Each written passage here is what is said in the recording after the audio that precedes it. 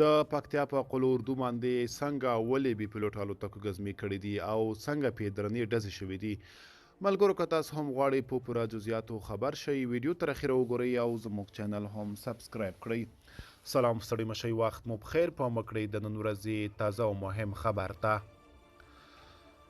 د پکتیا د 203 منصوري قلو اردو ویان مجیب الله انصار سلام وطندار ته وایي چې امنیتي ځواکونو د یاد قلو اردو پر فضا پر ګرځېدونکو بي پیلوټو الوتکو د درنو وسلو ډزې کړې دي. نوموړي زیاته کړه چې د پرون دوشنبې د وږي 28مه له غرمې راهیسې د یاد قلو اردو پر فضا بي پیلوټو الوتکې ګرځېدلې چې ماښام مهال د امنیتي ځواکونو له لوري پرې د درنو وسلو ډزې وشوې. د نوموړي په وینا د پکتیا د 203 منصوري قلو اردو پر فضا د بي پیلوټو الوتکو ګزمې عادي خبره ده. له دې وړاندې هم د هیواد پر فضا د بي پیلوټو الوتکو د ګرځېدو په اړه خبرونه خپاره شوي وو. ملګرو که تاسو هم د دې ویډیو په اړه څه نظر لرئ موږ سره کومنټ کې شریک کړئ.